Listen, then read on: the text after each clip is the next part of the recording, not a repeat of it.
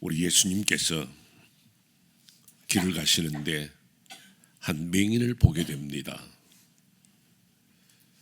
그때 제자들이 묻습니다. 주여, 저 사람이 맹인이 된 것은 부모의 죄 때문에 그렇습니까? 아니면 자신의 죄 때문에 맹인이 되었습니까? 하고 묻습니다. 사람들은 어떤 사건이나 문제를 당하면 꼭 저게 죄 때문이 아닌가 하는 그런 생각을 하는가 봐요. 제가 어느 금요일 밤에 제가 말씀을 하면서 실로암의 망대가 무너져서 18사람이 죽었는데 그 사람들 죄가 많아서 죽었겠지요 하고 물었던 것처럼 우리는 항상 그런 식으로 사건을 보고 또 생각을 하게 됩니다. 어떤 사람이 어려운 일 당하면 어떤 사람이 병들었다 그러면 그 사람 죄가 많았어. 옛날에 나 속썩이더니만 곧 벌 받았어. 그런 식으로 이해를 해버리려고 합니다. 그런데 실제로 그 질문을 드릴 때 예수님이 이렇게 말씀합니다. 부모의 죄도 아니고 자신의 죄도 아니고 이는 하나님이 하시고자 하는 일을 나타내라 하심이라. 참 신기한 대답을 하십니다.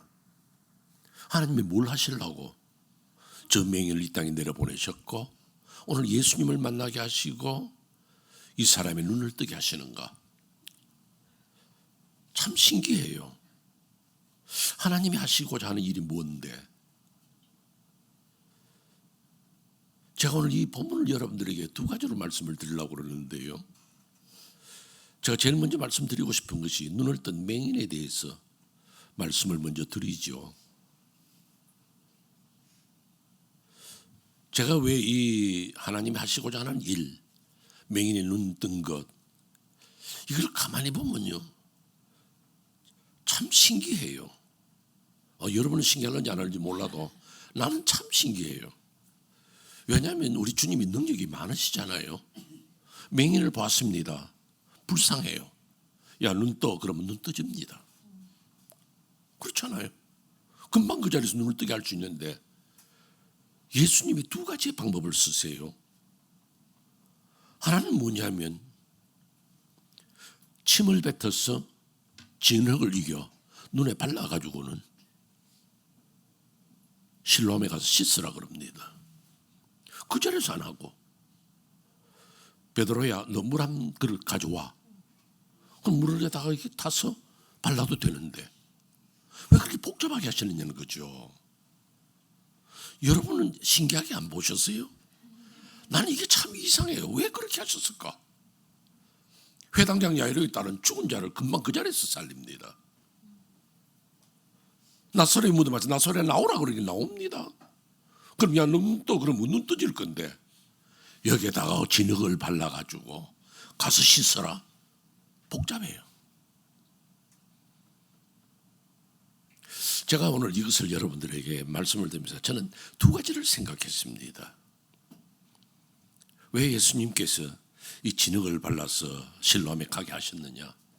그 첫째 제가 뜻을 보면서 이런 생각을 했습니다. 그렇지 않아도 맹인인데 사람들이 얼마나 초라하게 보이겠습니까? 짝대기를 짚고 다니든지 다른 사람의 손을 잡고 겨우 움직이는데 거기다가 침을 뱉어요. 여러분 성경적으로도 봐도요. 또 우리도 마찬가지지만 침을 뱉는다는 것은요. 욕이요. 저주요. 그 사람을 망신스럽게 하는 것입니다. 그 예수님께서 침 하나 했는데 해가지고는 했는데 진흙이 됐겠어요? 투 하면서 그 진흙을 으겼잖아요. 그럼 이 맹인의 입장에서는요. 참 기분 나쁘다 생각하는 거예요. 왜 침을 뱉어? 그리고는 그걸 이긴 다음에 눈에 발라요. 그리고는 이 눈에 바른 채로 가게 합니다. 한번 생각을 해보세요. 맹인이 길 가는데 거기다가 진흙까지 이렇게 발라가지고 가는 볼 때 참 무슨 생각을 하겠습니까? 그러나 그게 문제가 아니에요. 그는 주께서 자기에게 주신 그 형편 그대로 실로암으로 갑니다. 실로암이란 뜻은 보내심을 받은 거예요. 그는 주께서 자기에게 어떤 형편을 주셨든지 그대로 순종해서 거기까지 가는 것. 주께서 내게 주신 어떤 형편, 어쩌면 우리로 하여금 이 세상 사람들 볼 때는 예수 믿는 사람이 왜 저렇게 살아? 그렇게 기도 생활 많이 한다는 사람이 저렇게밖에 안 돼? 그런 말을 듣게 될지라도 그것이 신앙의 길이라면 순종하고 가는 것이 우리의 자세라는 것을 가르쳐 주는 거예요. 예수 잘 믿는다고 해서 왜 저렇게 몸이 안 좋아? 예수 잘 믿는다고 사업은 왜 그렇게 안 돼? 예수 잘 믿는다는 사람들이 그렇게 가정적으로 어려워. 예수 믿을 필요 없어 하고 망신스러울지 몰라도 하나님이 내게 주신 그 현장에서 말씀에 순종하여 가는 것을 우리에게 가르쳐 주는 것입니다. 그것이 신앙의 길이란 것. 내게 어떤 형편이 주어졌든지 그것을 받아들이고 감사하게 갈 수 있느냐? 그것이 우리에게 주어지는 질문이요 신앙의 길인 줄로 믿으시기를 바랍니다. 우리는 그걸 가야 돼요. 그 다음에 또 하나 생각되는 것은요, 왜 주님이 그 현장에서 눈 떠, 또 현장에서 딱 바르고 난 다음에 이제 곧 털고 눈 떠봐 이래도 되잖아요.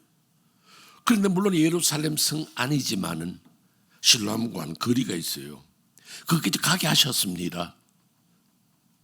그러면 거기 가서 돌아옵니다. 자기가 있던 자리로. 예수님 물론 거기 안 계셨습니다. 그건 바로 뭘 말하느냐 하면 그가 실로암에 가서 눈을 떴습니다. 할렐루야 감사다 하고 돌아올 수 있는 것이 믿음이었다는 겁니다. 아마 여러분들 생각할 때는 아이고 그거 누구든지 눈 뜨면 나를 눈뜨게 한 그분이 고마워서 오는 거죠. 결코 그렇지 않습니다. 여러분 누가복음 17장 한번 보세요. 예수님이 나병 환자 10사람을 고쳐줍니다. 그런데 9사람은 다 각각 가버리고 사마리아 사람 한 사람만 예수 앞에 와서 내 병을 고쳐주셔서 감사합니다는 거예요. 적어도 9대 1이에요. 한 사람밖에. 그 예수님께서 이 10사람이 다 고침을 받지 않았느냐? 어떻게 해서 한 사람, 특히 사마리아 사람, 이방 사람, 이 사람만이 와서 내게 감사하느냐? 그만큼 병 고침을 받았다고 삶이 잘 되었다고 하나님 앞에 영광 돌릴 사람 별로 없는데 이 사람은 병 고침을 받은 다음 눈 뜨고 난 다음에 예수께로 찾아오더라는 겁니다. 못 만났지만은 누가 당신의 병을 고쳤느냐? 예수란 사람이 고쳤어요. 난 예수 몰라요. 그거밖에 모릅니다. 그러나 그가 눈을 뜬 다음에 예수 앞으로 돌아온다는 그 사실이 굉장히 귀중한 겁니다. 왜요? 눈을 떴다는 그 자체는 감사한 일이지만은 더욱더 나의 눈을 뜨게 하신 이가 누굴까 하고 생각하고 그분을 찾아 나서는 것, 이것이 바로 영안이 열리기 시작하는 출발점이었습니다. 우리에게는 두 가지의 눈이 있습니다. 하나는 육의 눈이 있습니다. 하나는 영의 눈이 있습니다. 근데 우리는 육의 눈은 떠서 반갑고 좋고 신나게 살고 있을는지 몰라도 영안이 열리지 않아서 삶이 어그러지고 힘든 분들이 얼마나 많은지 모릅니다. 육안은 열렸어. 세상 거 다 봐요. 그러나 영안이 열리지 못하면 참된 가치관이 무엇이며 무엇이 가장 귀하고 무엇이 가장 귀한 것이고 무엇이 가장 우리에게 필요한 것인지를 깨닫지를 못합니다. 무엇이 중요한지. 여러분들 맹인이 눈을 감고 있으면요 돌인지 다이아몬드인지 모릅니다. 맹인이 눈을 감고 있으면 이것이 10불짜리인지 100불짜리인지 모릅니다. 똑같이 비닐로 된 것 같고 이거 뭐 똑같네. 그러나 눈을 뜬 사람은 이것이 10불짜리구나 5불짜리구나 100불짜리구나 구분할 줄 알잖아요. 영의 눈이 닫힌 사람은 이 세상 모든 것이 다 똑같이 보입니다. 그러나 영안을 열고 보면 가치관이 달라지는 거예요. 무엇이 귀중하고 무엇이 나빴다고 구분할 줄 아는 거예요. 한 추운 겨울 영국의 한 악기점에 어떤 부인이 찾아왔습니다. 주인이 봐도 참 초라하게 생기고 가난하게 생긴 그런 부인이에요. 아마 입은 옷도 그랬고 머리 스타일도 그랬겠죠. 그래서 들어오면서 바이올린 하나 가지고 들어왔습니다. 이거 사주실래요?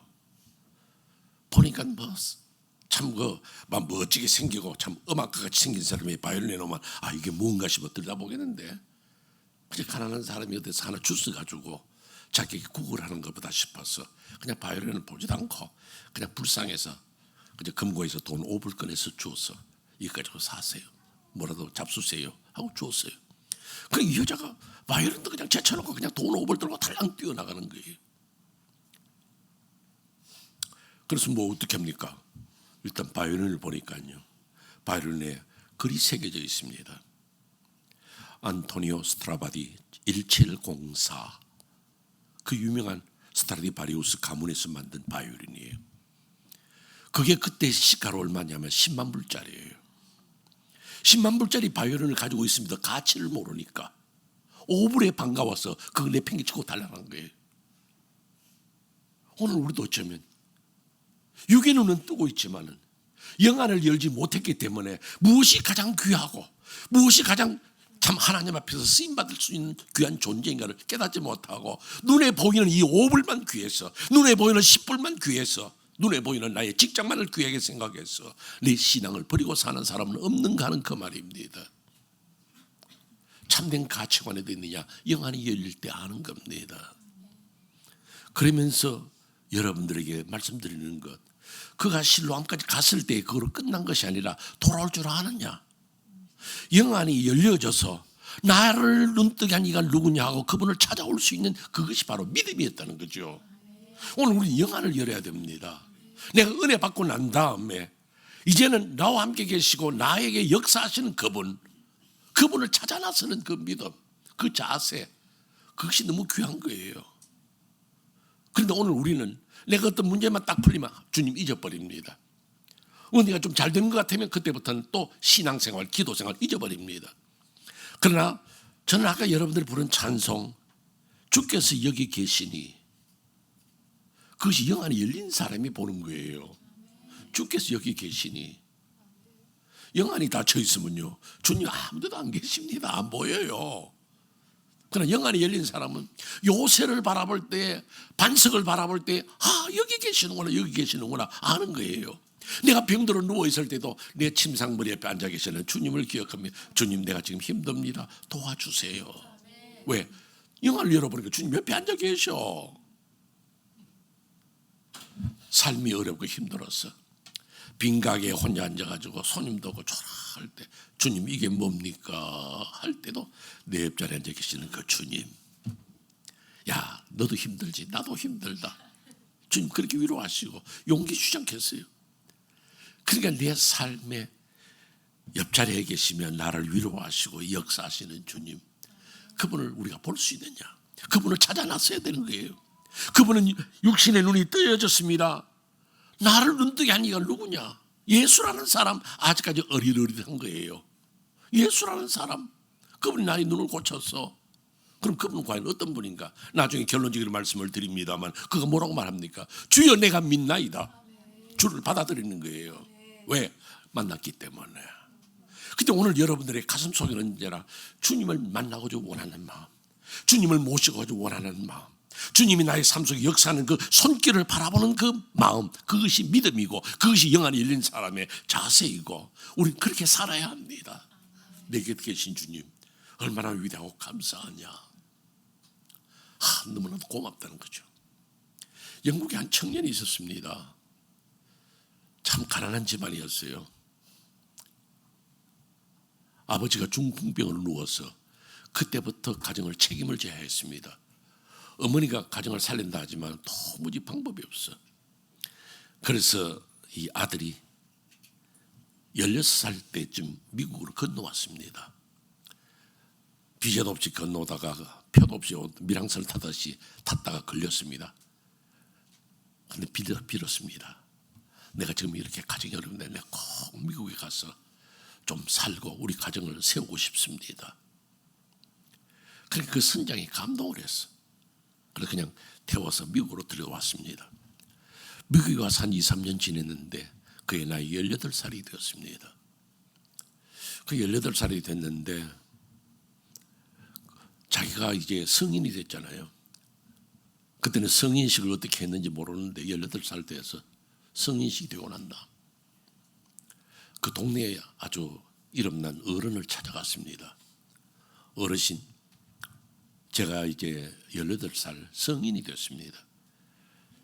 앞으로 내 인생을 어떻게 살았으면 좋겠습니까? 그럼 자네 지나온 세월을 한번 이야기해 보라 그랬습니다. 우리 집은 가난했고 저는 배운 것도 없고 우리 아버지는 중풍으로 누워 계셔서 제가 어떻게든 살고 버텨야 됩니다. 그래, 그럼 지금까지 뭘 했나?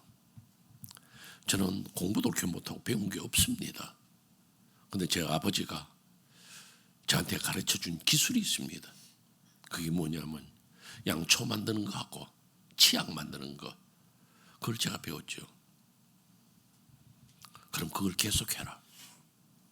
그걸 계속하는데 내가 한 가지 자네에게 부탁의 말을 하는데 자네에게 파트너가 필요해.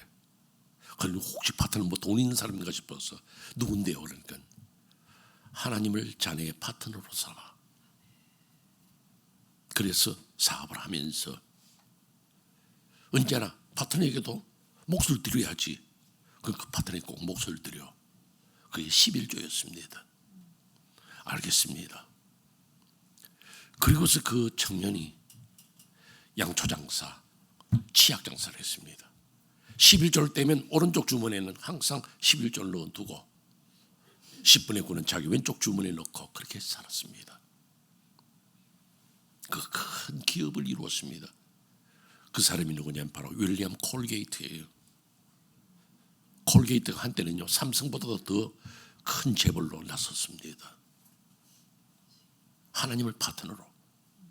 그래서 그의 회사의 모토가 하나님은 나의 파트너다. 그는 치약 속에서 하나님을 본 거예요. 그는 양초 만들면서 하나님을 본 거예요. 그렇기 때문에 시편 119편 18절이 뭐라고 말합니까? 내 눈을 열어서, 내 눈을 열어서. 옛날 번역에는요, 난 옛날 번역이 좋아요. 내 눈을 열어서 주의 법에 귀한 것을 보게 하소서. 오늘 사랑하는 성도 여러분, 여러분의 눈을 열어서 주의 율법에서 놀라운 것을 보시는, 주님의 역사하는 걸 보는, 주님이 직접 역사하시며 홍해를 가르시는 거, 반석을 쳐서 물을 쏟게 하시는 그 하나님의 능력을 체험하는 그리스도인들이 바로 여러분이 되시기를 주의 이름으로 축원합니다. 기도하세요. 주여, 내 눈을 열어서 살아계시는 주님이 내 가정에 있는 거 보게 하여 주옵소서. 주님이여, 살아계시는 주님이 나의 자동차 운전하는 가운데 옆자리에 앉아 계신 것을 보게 하옵소서. 그것이 여러분의 기도의 제목이 되시기를 바랍니다. 제가 두 번째 말씀을 드립니다. 영안했던 성도의 자세입니다. 그가 예수가 자기의 진흙을 발랐던 그 장소에 왔을 때에 예수님 안 계셨습니다. 사람들 보고 저는 이거 맹인이었는데 야 네가 어떻게 눈을 떴지? 예수란 자가 내게 진흙을 발라서 실로암에 가 씻으라 해서 가서 씻더니 보게 됩니다. 안 믿어지죠. 그리고 부모의 무슨 야 진짜 태어날 때부터 이 맹인 맞냐? 그렇습니다. 그 누군데? 자 그때 부모로서는 입장이 곤란한 거예요. 왜냐하면 그때 유대인들은요, 바리새인들이나 유대인들은 예수를 만약에 그리스도라 그러면 출교를 시켰습니다. 출교라는 것은 그냥 출교시킨가 보다 그게 아니에요. 완전히 그 사회에서 투명 인간을 만들어 버리는 거예요. 그가 정상적인 사람이지만 종교 집회나 사회 모임이나 식사나 어떤 자리도 함께 할 수 없는 것이 바로 출교당한 사람입니다. 굉장히 무서운 벌이에요. 만약에 예수를 그리스도라 말하면 완전히 사회에서 우리 요즘 말하면 왕따 되는 거예요. 그 사람과 대화도 나누면 안 돼요. 저 사람 출교당한 사람이다 그러면 완전히 사회생활에서 금기가 되는 거예요. 그때 부모가 살짝 피합니다. 우리 아들이 다 컸으니까 우리 아들한테 한번 물어보세요. 우리는 잘 몰라요. 싹 빠지죠. 참 섭섭한 이야기죠. 부모도 때로는 급하면 나 잘 몰라 할 수 있다. 그때 이 맹인을 만나면 너 어떻게 눈 떴냐? 예수란 사람. 그가 죄인인데 어떻게? 죄인이 어떻게 눈 뜨게 합니까? 하나님의 역사니 그렇죠. 그러면서 예수님 만납니다. 출교의 무서운 형벌을 알면서도 그는 예수를 만난다 뭐라 말합니까? 주여 내가 믿나이다. 참 대단한 고백이에요. 자기가 예수를 믿는다고 고백하고 예수를 안다고 영의 눈이 뜨여지고 난 다음에는 어떤 아픔과 고난이 형벌이 그에게 주어지는데도 그건 그걸 두려워하지 않습니다. 영안이 뜨여진 사람에게는요 세상에 두려워할 것이 없습니다. 오직 예수밖에 없기 때문에 그분을 위해서 나의 삶을 바치고 그분을 향해서 나의 인생을 드릴 수 있다. 대단한 결단 아니겠습니까? 저는 바울 사도를 봅니다. 바울 사도가 다메섹 도상으로 가다가 육의 눈을 뜨고 가다가 예수님 만납니다. 하나님의 육의 눈을 감추시고 아나니아의 안수를 받으면서 영의 눈이 뜨여집니다. 육의 눈은 감겨지고 오히려 영의 눈이 뜨여지는 그 순간 그의 삶은 예수 때문에 완전히 무너져 버립니다. 그가 세상에서 자랑했던 로마의 시민권, 그가 자랑할 수 있는 가말리엘 문화에서 스카고로 자랑할 수 있던 그것 다 포기해야 됩니다. 그에게 남은 건 뭡니까? 고난밖에 없었습니다. 마치 이 맹인에게 출교가 남아있는 것처럼 그에게도 역시 고난의 길밖에 없었습니다. 바울 사도가 그것을 가장 자세히 고백한 것이 고린도후서 11장이에요. 저는 고린도후서 11장을 읽을 때마다 제 자신과 겹쳐지면서 때로는 그 고린도후서 11장을 읽으면서 눈물을 흘릴 때가 있었습니다. 내가 40에 하나 감한 매를 5번 맞았으며 39대씩 때리는 매를 유대인들은요 40대를 때리면 죽는다 생각하고 39대를 때리는 거예요. 그걸 5번 맞았어. 그 자기의 그 좋은 지위, 자기 위치, 자기의 명예 다 버리고 40에 하나 감한 매를 5번 맞았고 돌로 맞고 태장으로 맞고 강의 위험, 강도의 위험, 동족의 위험, 이방인의 위험을 견디면서도 그에게 가졌던 사명 하나 있습니다. 뭐라고 말합니까? 교회를 위해 염려하는 것. 어떤 아픔이 있어도 영안의 눈이 뜨여지고 난 다음에는 오직 주님만을 볼 수 있는 것, 주의 교회만을 볼 수 있는 것, 봉사와 헌신과 섬김으로 자기의 남은 생애를 살겠다고 고백하는 겁니다. 왜요? 영안이 뜨여지니까 주님밖에 안 보여. 영안이 뜨여지기 때문에 주님의 역사만을 체험하게 됩니다. 얼마나 귀한 거예요. 사랑하는 우리 두란노 교회 성도 여러분, 여러분은 육의 눈만 떠서 반들반들 거리지 말고 영의 눈이 뜨여져서 살아계신 주님을 볼 수 있는 것, 내 삶은 무너져도 영의 눈을 뜨고 삶을 바라볼 수 있는 그리스도인이 되시기를 바랍니다. 여러분 기억하실는 몰라도 저는 잘 알아요. 1980년대에 유명한 야구 선수 있습니다. 그 미네소타 트윈스에 있던 사람인데요. 커비 퍼케트라는 사람이 있어요. 중견수인데 참 잘했습니다. 그의 이름이 명예의 전당까지 올라가 있으니까요. 그런데 그가 야구 공을 맞기도 했기도 하고 그에게 병이 생겨서 녹내장으로 오른쪽 눈을 잃어버렸습니다. 그래서 한창 날리던 그 야구 선수를 13년 만에 끝을 냈어요. 그러니까 그걸 소식을 듣고 그의 팬들, 그 미네소타에 있는 사람들이 특히 그를 향해서 많이 기도하고 또는 걱정하고 응원했습니다. 그때 이 커비 퍼켓이 그런 말을 했습니다. 나를 걱정하고 위해서 기도해주는 우리 어린 팬들에게 대단히 감사합니다. 내가 눈을 하나 잃어버렸지만은 하나님이 내 기도를 들어주신 것이 아닙니다. 하나님이 여러분의 기도를 들어주시지 않은 것이 아닙니다. 나는 내 있는 왼쪽 눈으로 아내를 볼 수도 있고 내 아이들도 볼 수 있고 감사합니다. 그리고 내가 살아 있습니다. 근데 난 그 뒷말이 좋아요. 나는 내 오른쪽 눈이 보이지 않아도 그 눈으로 하나님을 볼 수 있습니다. 보이지 않는 그 눈을 가지고도 난 하나님 봐. 삶의 실패의 현장 속에서도 난 하나님을 알아. 나를 붙들어 주시고 내 곁에 역사하시고 나를 이끄시는 그 주님, 나는 그분을 압니다. 그렇게 고백하면서 주 안에서 설 수 있는 아름다운 믿음의 성도들이 바로 우리 두란노교회 성도 여러분들이 되시기를 주님의 이름으로 축원합니다.